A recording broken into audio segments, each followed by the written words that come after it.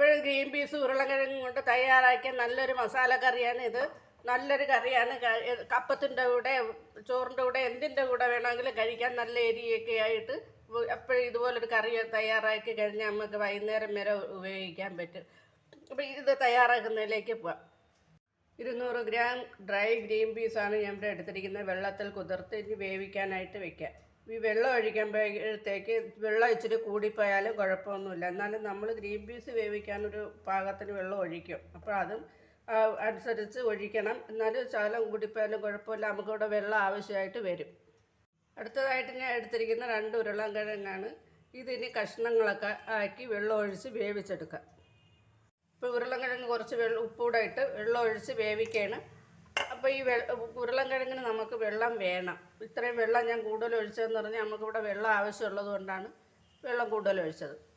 അപ്പോൾ ഞാൻ ഇവിടെ ഒരു പാൻ അടുപ്പത്തേക്ക് വെച്ച് അതിൻ്റെ അകത്ത് 2 ടേബിൾ സ്പൂൺ എണ്ണയാണ് ഒഴിക്കുന്നത്.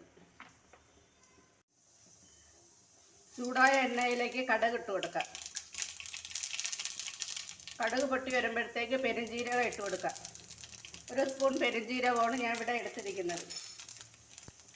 പെരുംജീരകം പൊട്ടി വരുമ്പോഴത്തേക്ക് ഇഞ്ചി ഇട്ട് കൊടുക്കാം.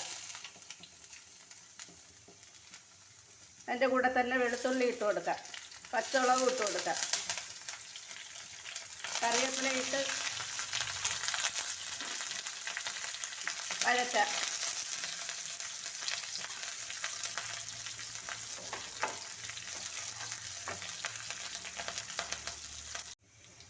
പിന്നെ ഇതിലേക്ക് ഇത് നല്ലപോലെ മൂത്തിട്ടുണ്ട്. ഇതിലേക്ക് സവാള ചേർത്ത് വഴറ്റാം.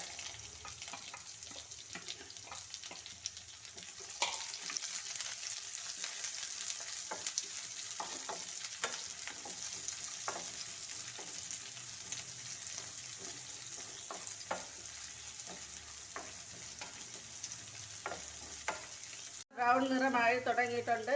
അപ്പോഴേക്കും നമുക്ക് മസാല ചേർക്കാം. 1 ടീസ്പൂൺ മഞ്ഞൾപ്പൊടി, 1 ടേബിൾ സ്പൂൺ മുളക് പൊടി, 1 ടേബിൾ സ്പൂൺ മല്ലിപ്പൊടി. ഇത് ഇത്രയും ഇട്ട് മൂപ്പിക്കാം.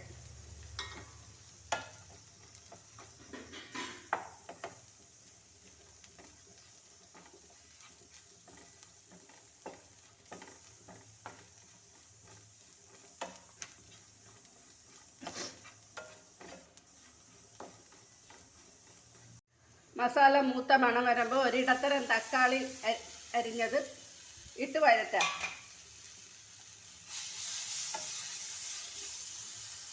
തക്കാളി ഇട്ട് 2 മിനിറ്റ് വേവിച്ചതിന് ശേഷം നമുക്ക് ഉരുളക്കിഴങ്ങ് ഇതിലേക്ക് ഇട്ട് കൊടുക്കാം.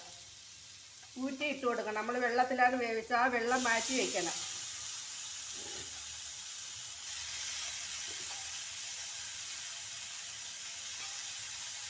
ഒന്ന് ഇളക്കി കൊടുക്കാം. ഇതിലേക്ക് നമ്മൾ വേവിച്ച ഗ്രീൻ പീസിൻ്റെ 1/4 ഭാഗവും ഇട്ട് കൊടുക്കണം. 1/4 ഭാഗം അവിടെ മാറ്റി വയ്ക്കണം. ഇനി നല്ലതുപോലെ ഇളക്കി കൊടുക്കാം. ഒന്ന് ഇളക്കിയ ശേഷം നമ്മൾ ഈ ഗ്രീൻ പീസും ഉരുളക്കിഴങ്ങൊക്കെ വേവിച്ച വെള്ളമില്ലേ, അതിൽ ഒഴിച്ച് ഒന്നുകൂടെ തിളപ്പിക്കണം.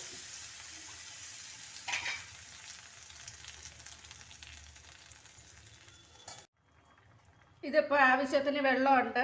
ഇത് വെള്ളം കുറവാണെന്ന് തോന്നുന്നെങ്കിൽ കുറച്ച് ചൂട് വെള്ളം ഒഴിക്കണം. ഇതിപ്പോൾ ആവശ്യത്തിന് വെള്ളമുണ്ട്. ഇതിന് തിളപ്പിക്കണം. തിളപ്പിക്കുന്നതിൻ്റെ കൂട്ടത്തിൽ ഉപ്പും കുരുമുളകും പൊടിയും കൂടെ ഇട്ട് തിളപ്പിക്കാം. ഇത് തിളയ്ക്കുമ്പോഴത്തേക്ക് നമുക്ക് ബാക്കി വന്ന ഗ്രീൻ പീസ് അരച്ചുകൊണ്ട് വരാം. ഇപ്പോൾ ഗ്രീൻ പീസ് അരച്ചുകൊണ്ട് വന്നതും കൂടെ ഇതിനകത്ത് ചേർത്ത് ഞാൻ തിളപ്പിച്ചുകൊണ്ടിരിക്കുകയാണ്. ഇപ്പോൾ ഇതുപോലൊരു കറി ഉണ്ടാക്കി കഴിഞ്ഞാൽ രാവിലെ ഉണ്ടാക്കിയ വൈകുന്നേരം വരെ, രാത്രി വരെ ഉപയോഗിക്കാം.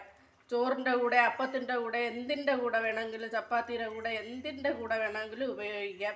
ഗ്രീൻ പീസ് ഉരുളക്കിഴങ്ങും വെച്ച് തയ്യാറാക്കിയ ഒരു കറിയാണ്. വലിയ ജോലിയൊന്നുമില്ല. ഗ്രീൻ പീസ് ഉരുളക്കിഴങ്ങും വേവിക്കുന്ന ഒരു ജോലിയേ ഉള്ളൂ. ഇപ്പോഴെല്ലാവരും ആ ചാനൽ സബ്സ്ക്രൈബ് ചെയ്യാതെ കാണുന്നവരാരെങ്കിലും ഉണ്ടെങ്കിൽ ഒന്ന് സബ്സ്ക്രൈബ് ചെയ്തേക്കണേ പ്ലീസ്.